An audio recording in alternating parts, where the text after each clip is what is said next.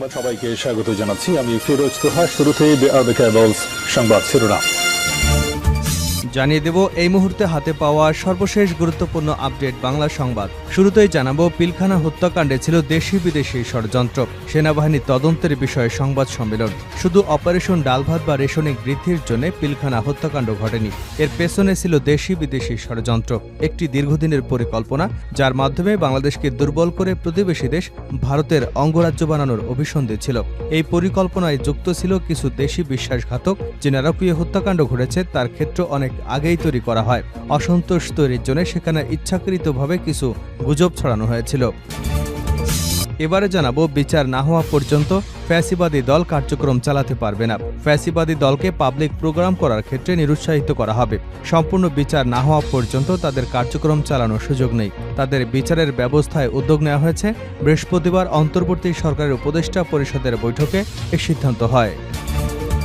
জানাবো, সাবেক মন্ত্রী শাহজাহান খান গ্রেপ্তার। আওয়ামী লীগের প্রেসিডিয়াম সদস্য সাবেক মন্ত্রী শাহজাহান খান রাজধানী থেকে গ্রেপ্তার হয়েছেন। গোপন সূত্রে খবর পেয়ে রাজধানীর ধানমন্ডিতে অভিযান চালিয়ে যৌথ বাহিনী তাকে গ্রেপ্তার করেছে। এবারে থাকছে শুধু দল বা ব্যক্তি নয়, নীতি ও আদর্শের সংস্কার অপরিহার্য।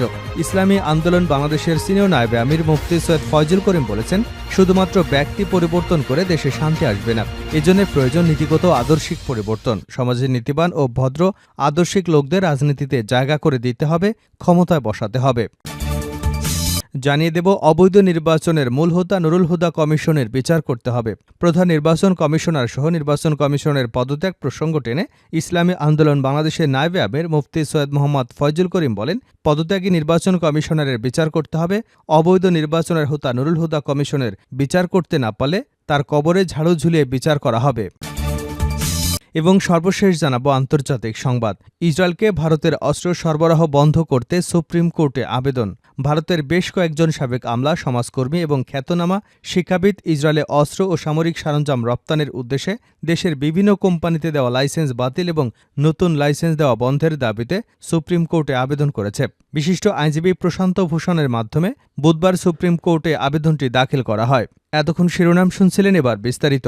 প্রিয় দর্শক, আপনি যদি এই চ্যানেলে নতুন হয়ে থাকেন, ভিডিওটি দেখতে দেখতে চ্যানেলটি সাবস্ক্রাইব করে আমাদের সঙ্গে থাকুন। আর এই ভিডিও সম্পর্কে আপনি আপনার মূল্যবান মতামতটি কমেন্ট বক্সে জানিয়ে দিন। আর হ্যাঁ প্রিয় দর্শক, জানিয়ে দিন ভিডিওটি কোথা থেকে দেখছেন। পিলখানা হত্যাকাণ্ড ছিল দেশি বিদেশি ষড়যন্ত্র, সেনাবাহিনীর তদন্তের বিষয়ে সংবাদ সম্মেলন। শুধু অপারেশন ডালভাত আর রেশন বৃদ্ধির জন্য পিলখানা হত্যাকাণ্ড ঘটেনি, এর পেছনে ছিল দেশি বিদেশি ষড়যন্ত্র। এটি দীর্ঘদিনের পরিকল্পনা যার মাধ্যমে বাংলাদেশকে দুর্বল করে প্রতিবেশী দেশ ভারতের অঙ্গরাজ্য বানানোর অভিসন্ধি ছিল। এই পরিকল্পনায় যুক্ত ছিল দেশের কিছু বিশ্বাসঘাতক। যে নারকীয় হত্যাকাণ্ড ঘটেছে তার ক্ষেত্রে অনেক আগেই তৈরি করা হয়েছে। অসন্তোষ তৈরির জন্য সেখানে ইচ্ছাকৃতভাবে কিছু গুজব ছড়ানো হয়েছিল। গতকাল বৃহস্পতিবার জাতীয় প্রেস ক্লাবে এক সংবাদ সম্মেলনে এসব কথা বলেন মেজর জেনারেল অবসরপ্রাপ্ত ও প্রকৌশলী আব্দুল মতিন। তিনি পিলখানা হত্যাকাণ্ডের কারণ নির্ণয়ে গঠিত সেনাবাহিনী তদন্ত কমিটির অন্যতম সদস্য।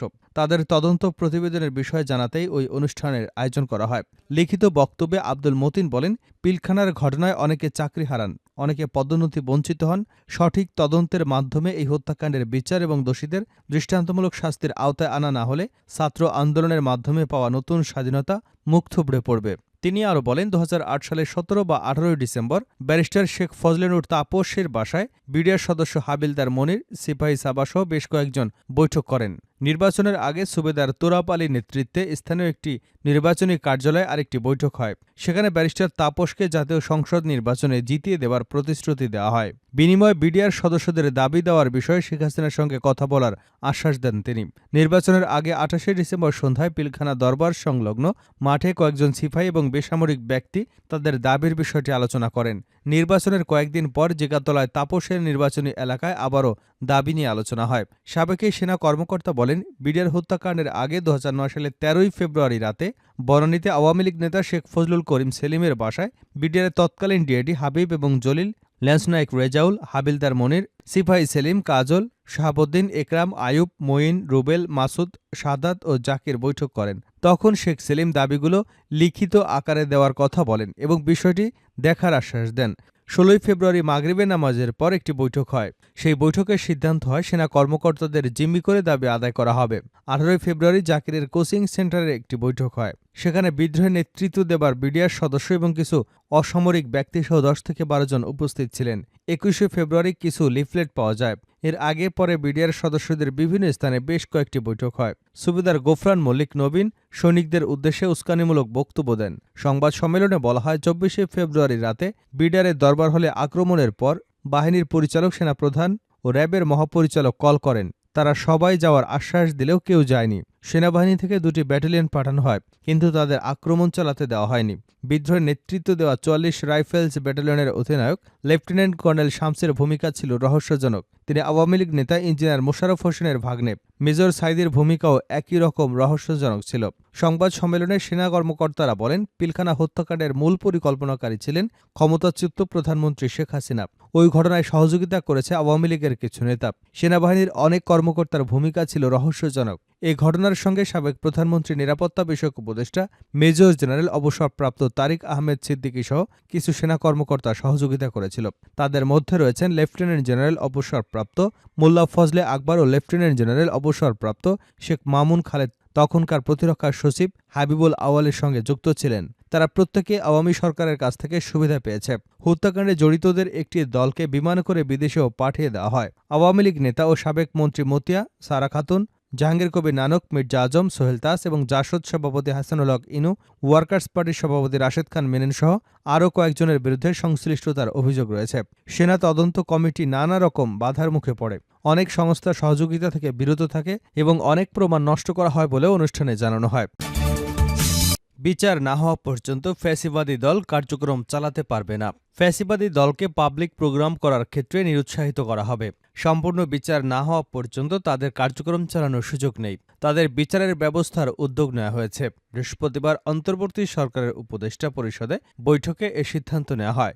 উপদেষ্টা পরিষদের বৈঠক শেষে সাংবাদিকদের এ তথ্য জানান যুব ও ক্রীড়া উপদেষ্টা আসিফ মাহমুদ ও সজীব ভুঁইয়া।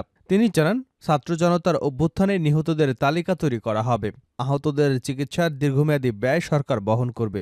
আন্দোলনে নিহতদের জন্য একটি ফাউন্ডেশন তৈরি করার কাজ চলছে।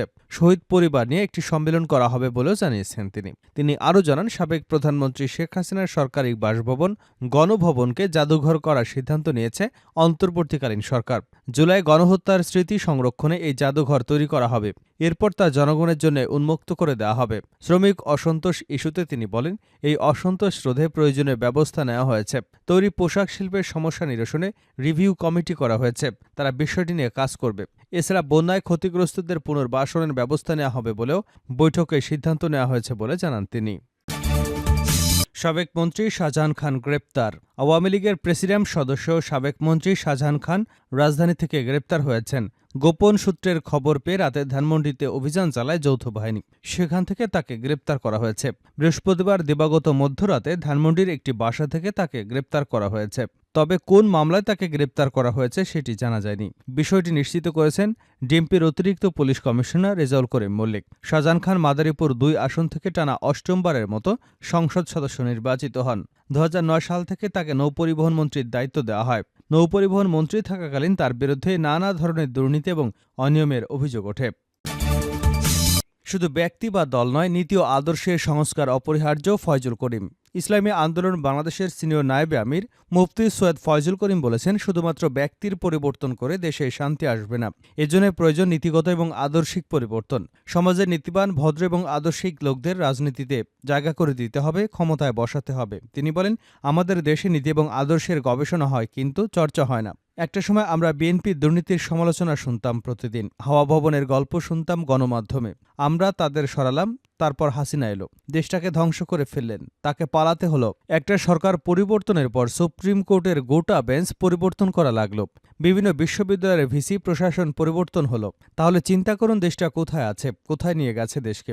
নীতিগত পরিবর্তন ছাড়া এমন ব্যক্তি পরিবর্তন কখনই শান্তি আনতে পারবে না। জাতীয় প্রেস ক্লাবে আয়োজিত আগামীর বাংলাদেশ যুব সমাজের প্রত্যাশা শীর্ষক এক গোলটেবিল বৈঠকে প্রধান অতিথির আলোচনায় এসব কথা বলেন তিনি। গোলটেবিল বৈঠকটির আয়োজন করে ইসলামী যুব আন্দোলন বাংলাদেশ। মুফতি ফয়জুল করিম আরও বলেন, দেশে অরাজকতার পেছনের দায় হল নীতি আদর্শের অনুপস্থিতি। সুতরাং ব্যক্তি সংস্কারের পাশাপাশি নীতি সংস্কার অপরিহার্য হয়ে পড়েছে। দেশের সংবিধান সংস্কার করে সাম্য, মানবিক মর্যাদা, সামাজিক ন্যায় বিচার নিশ্চিত করতে নতুন সংবিধানকে ঢেলে সাজাতে হবে। নচেত দেশ আবারও অরাজকতার মুখে পড়বে, দলীয় শাসন এবং দুর্নীতির আখড়ায় পরিণত হবে এবং আবারও শাসক গোষ্ঠীর বিরুদ্ধে আন্দোলন সংগ্রাম শুরু হয়ে যাবে। সুতরাং শুধু শাসকের পরিবর্তন নয়, নীতি ও আদর্শের পরিবর্তন করতে হবে।